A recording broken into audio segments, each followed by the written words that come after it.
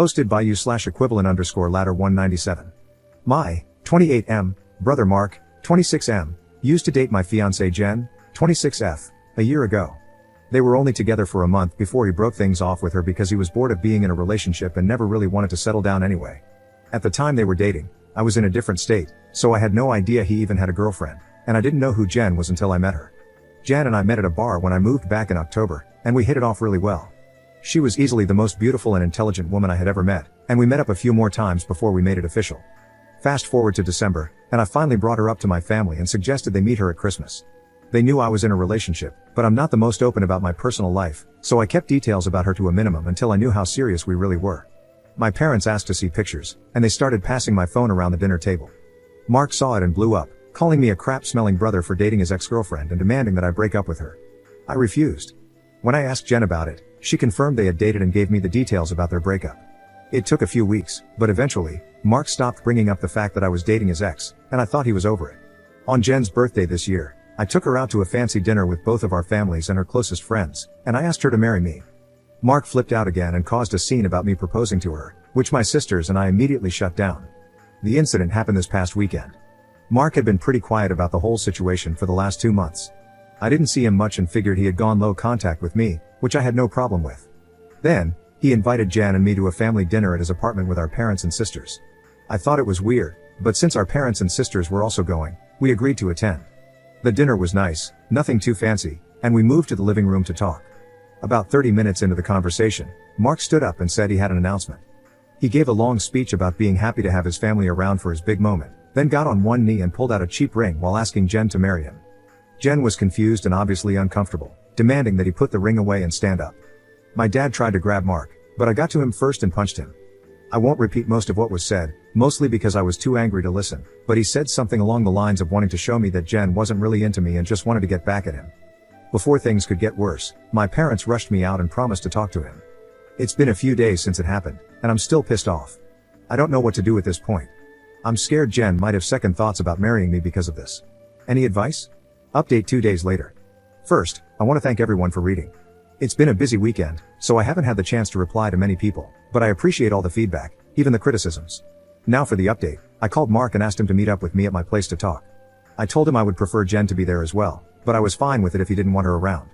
He agreed to talk to both of us and showed up at my place around noon today. It was pretty quiet for a few minutes before I started the conversation. I apologized for not warning him that I would be proposing to Jen, and I also apologized for hitting him. He said it was whatever, but he appreciated the apology. I told him what Jen had said about their relationship and breakup when I asked her about it, and I asked him to confirm if it was true. I explained that his reactions throughout this whole situation have been extreme, and I wanted to make sure I wasn't misunderstanding their relationship or downplaying how serious they were. He confirmed that they only dated for a few weeks and that he broke up with her because he lost interest. Jen asked if he was acting like this because he still had feelings for her or regretted ending things. He said he could admit that he found her more attractive than when he last saw her, but there weren't any feelings or regrets. He said he just didn't like seeing a girl he dated, even if it was short term, with his older brother, and as a man, I shouldn't have violated him by pursuing things with his ex.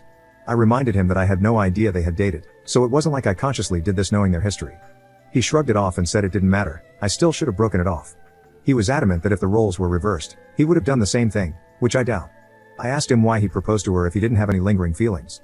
To sum it up, he said he had been talking to one of his buddies who was around when Mark and Jen dated. The guy put the idea in his head that maybe Jen knew from the start that we were related and was doing this to get back at him, considering she had been hung up on him after they broke up. He and his friend thought it would be a good idea to test this theory, so Mark came up with the idea to propose and see if she would dump me for him.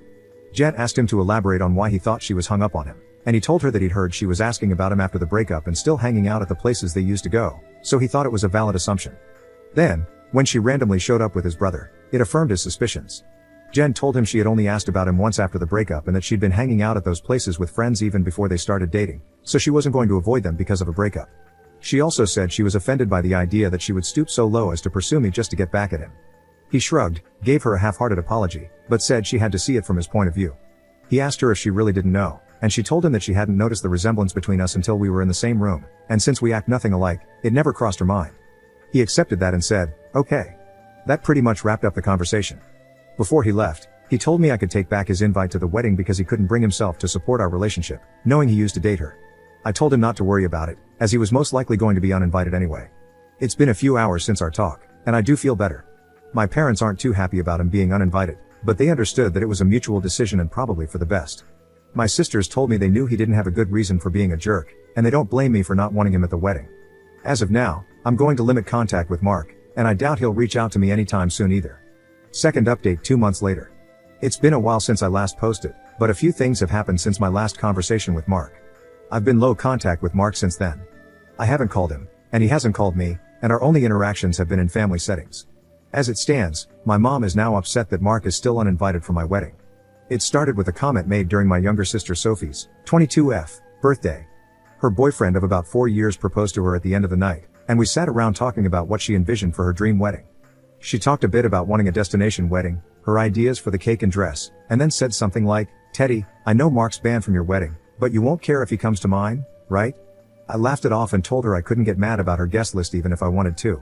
My mom gave me this weird look and asked if Mark was still not invited to my wedding. I told her yes, and she got irritated. She said she thought I was joking and accused me of being unreasonable for going through with banning him since he's family.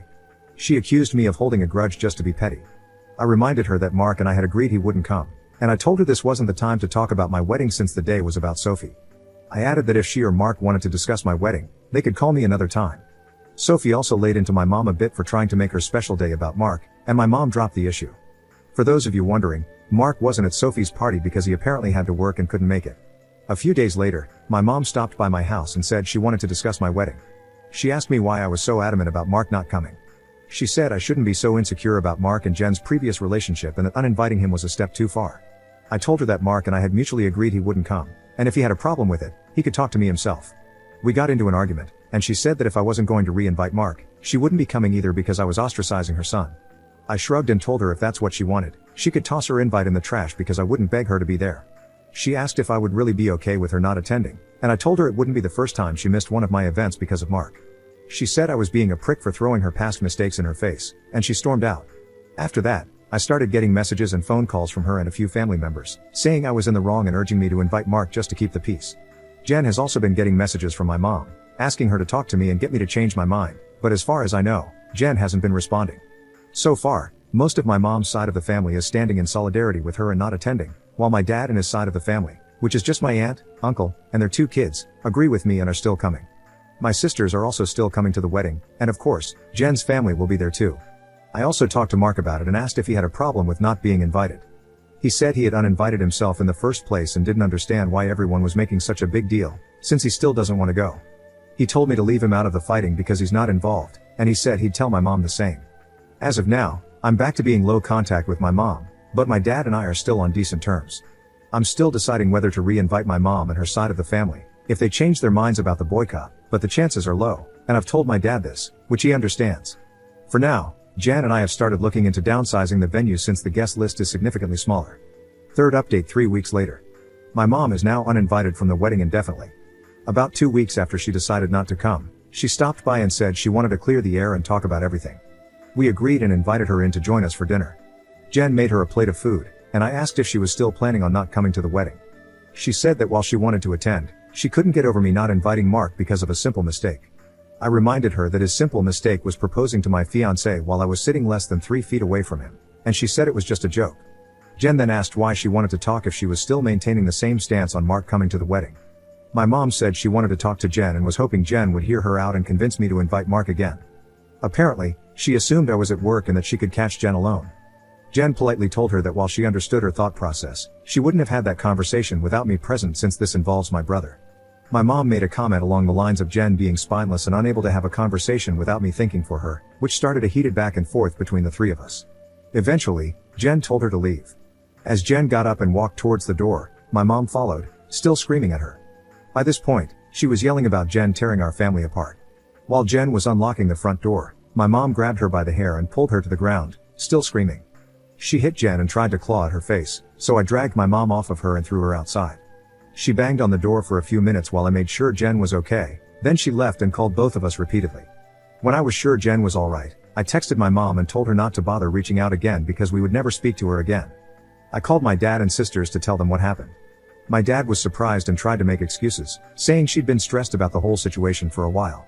My sisters said they knew she'd snap eventually since she's always been a crazy B word and they offered to come over to make sure Jen was okay. I asked Jen if she wanted to press charges, but she declined, saying she just wanted to cut contact with my mom for good. I told her that part was obvious, but she should still talk to the police since she was physically assaulted. However, Jen doesn't want my mom to get arrested. Thankfully, my sisters and Jen's mom came by to comfort her, so she's doing okay. My mom is blocked on everything until Jen says otherwise. I genuinely don't know what to do now. Jen doesn't want to go to the police because she feels guilty about having my mom arrested over this, but my sisters and I want to convince her to file a report. At the very least, I'd want documentation in case something happens in the future. Profile post 2 days later. Some people have been asking questions about my mom and my decision not to be open with Jen about my relationship with my parents, so I figured I'd give some background on why things are so strained. Like some of you mentioned, Mark was the golden child. He was my mom's baby boy, and she didn't do much to hide it. My parents didn't spend much time with my sisters and me like normal parents do unless they had to, but they spent as much time with Mark as possible. They would take him shopping while we stayed with a sitter, or bring him home his favorite food and toys when they shopped alone. He usually got better things compared to the rest of us, like new, expensive clothes while ours were thrifted, or new toys just for him, whereas we had to share older toys with each other. If my sisters and I got gifts, they were for us to share, but my mom made it clear that Mark's things were only for him, and we weren't allowed to touch them. When Mark would screw up, I'd get punished for not being a good role model and for not showing him the proper way to behave. For example, when Mark went through a phase of breaking his toys, I got the beating because, according to my mom, he obviously learned the behavior from me. When he was 8, Mark got in trouble at school for trying to push a kid down the stairs. I was grounded for 2 weeks and told to apologize to the kid for not teaching my brother better. When I turned 13, I pushed my parents to start giving me an allowance. They agreed, as long as I did household chores like mowing the lawn, taking out the trash, raking leaves, etc. It was usually around $25 a week to help me start saving. Mark saw that I was getting money and begged my parents for an allowance too. Instead of making him work, $10 of my allowance was given to him each week because we were doing such a good job with our chores, which he never helped with. Whenever I asked him to pitch in, he'd tell me it wasn't his job to do chores, so why should he bother? It was around this time that I started really distancing myself from my brother. By the time I entered high school, we only talked to each other when we needed small favors or when we absolutely had to. I got my first job when I turned 17 because I wanted to finally get my own car and earn money that my parents couldn't force me to give to Mark. My oldest sister, Maggie, helped me open my own bank account and taught me how to properly budget and save my money. After all my hard work, I bought my first car at 18. When Mark got his license, my parents asked me to let him use my car to get around and for extra practice behind the wheel. Reluctantly, I agreed, and for a while, the arrangement worked fine. Mark used my car when I didn't need it and helped maintain it.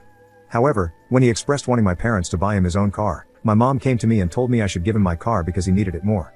When I refused, she threatened to kick me out. We had a big fight that night, which ended with her giving Mark my car and taking me to transfer ownership to him within the next few days. Since I didn't have anywhere else to go at the time, I just sucked it up and signed it over.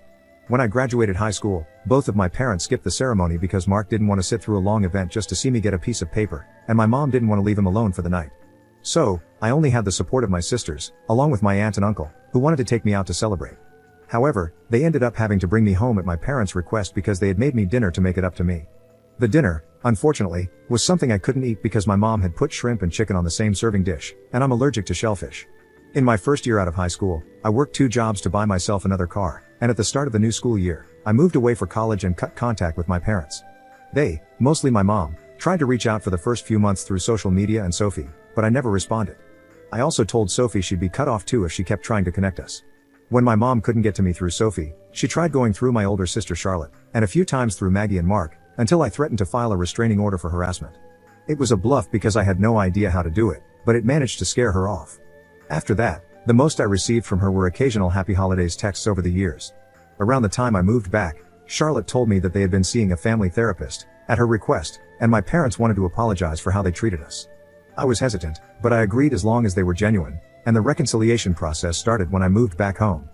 That doesn't even scratch the surface of everything they put me through, and it took a lot for me to even begin letting them back into my life. When I met Jen, I wasn't sure where my relationship with her was going or where things stood with my parents. I didn't want to mention my family at all, mostly because I was prepared to cut contact again if needed. Jen was understanding that it was a sore subject and didn't press for more details. I hope this helps shed some light on some of the questions I've been seeing pop up. 4th update 17 days later. I want to thank everyone who's taken the time to give me advice on what to do going forward, as well as all the kind messages and comments I've received over the past few days/weeks. Jan and I have read the comments together, and we appreciate everything. To answer the most common question about why I chose to reconnect after everything, the short answer is that I would do anything for my sisters. Charlotte wanted the entire family around for the birth of her first child and to help her adjust. She didn't want part-time aunts and uncles who would only visit her kid during birthdays and holidays. She was never the type to ask for much of anything growing up, so when she asked if I would be willing to try for her, I agreed because it would make her happy. I also think part of me hoped that maybe my parents had changed. I don't regret trying to reconcile, either. My parents are still terrible, but I met the love of my life, so I call it a win. A few people wanted to know if there's an update, so here we go. Sorry if it's a bit messy or confusing, a lot has happened. We filed a report with the police and were told that, even though Jen doesn't want to pursue anything, it's not up to us to decide whether it goes further, though they would keep our preference in mind. We provided solid evidence of the assault, including pictures of Jen's face and texts between my mom and dad about what happened. We were advised to report and document any future incidents involving my mom, in case anything else happens. Considering where we live, I doubt it'll go anywhere, but at least it's on record. I received about 100 angry text messages from my mom, which tells me they at least spoke to her about the incident. My mom tried to corner me as I was leaving work and screamed at me about trying to ruin her life. She kept yelling that I was an awful son for trying to get her arrested over a small misunderstanding and that she didn't understand what she'd done to deserve being punished like this. I told her that if she didn't want to be in legal trouble, she shouldn't have hit Jen. She demanded that I tell the police to drop the report, which I refused. I reminded her of what the officer said about it being out of my hands. She had a tantrum in the parking lot and hit me a few times, just on the chest and arm, before security intervened and escorted her off the property. I had to talk to my boss about the incident, but luckily, she was understanding after I explained everything that was going on. When I got home, I told Jen what happened. She was upset and asked that we discuss our plan for dealing with my family moving forward. It was a long talk, but we took the advice of some Redditors and decided to go completely no contact with my family, aside from my sisters. We agreed that having them in my life is adding unnecessary stress for both of us, and we aren't even married yet. Jen said she wanted to consider moving away to put some distance between us and my family.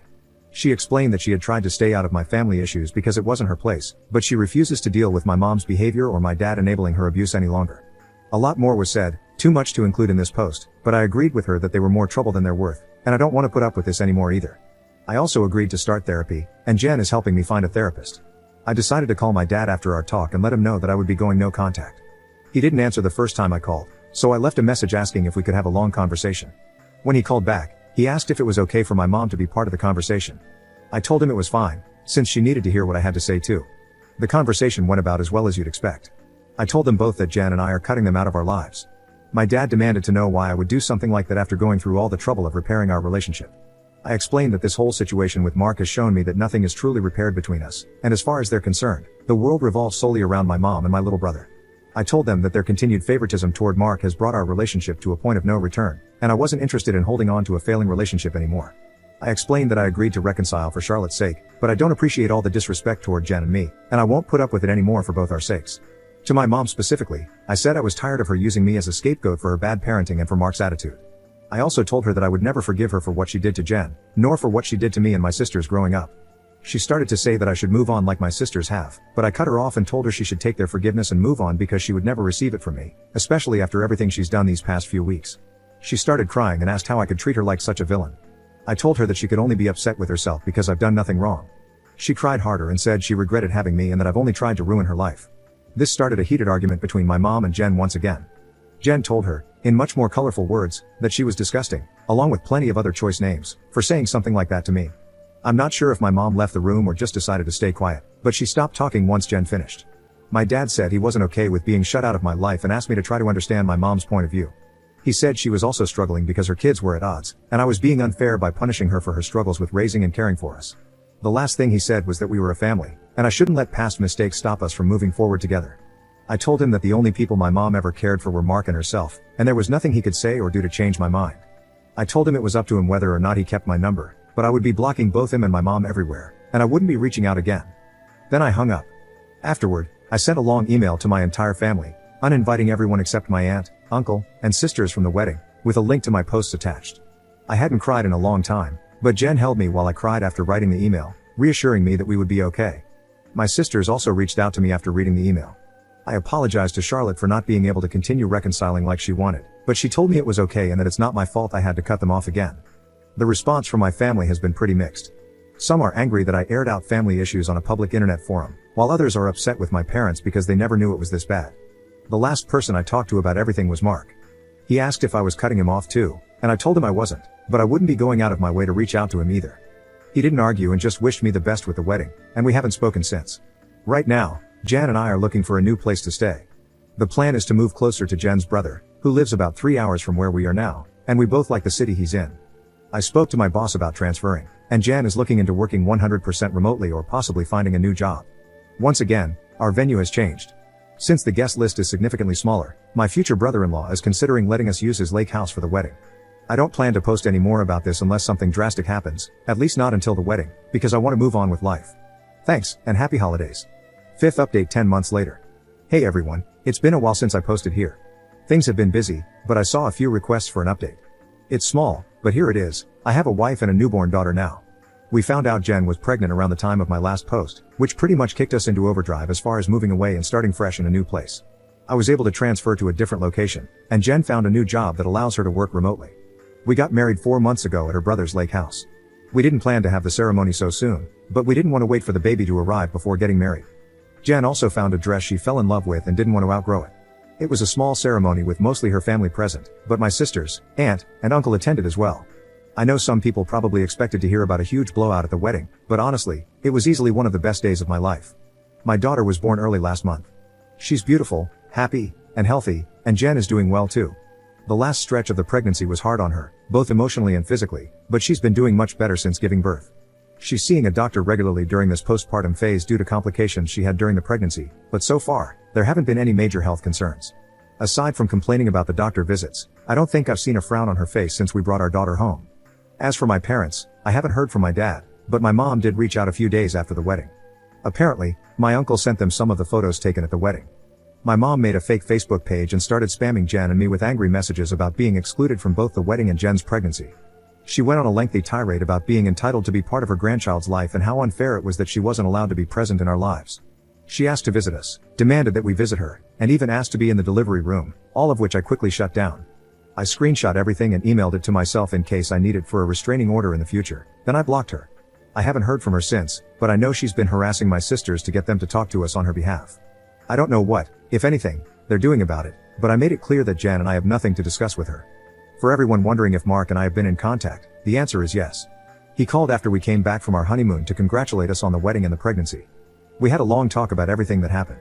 I won't go into detail, but we both got to say a lot, and he offered both me and Jen what feels like a sincere apology for what he did. We've been texting a bit here and there since, mostly just small talk and life updates. He did invite me to have a drink with him the next time I'm in town. I don't know if I'll accept, but I told him I'd think about it. Thanks to everyone for the support and well wishes you've given us. Sorry if this update was a bit all over the place. Edit.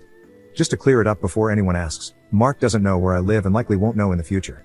If he chooses to give updates about my life to my parents, that's his choice, but I won't give him any details that could help them show up unannounced. Unfortunately, even if we're able to form some sort of relationship, I'll never be able to fully trust him.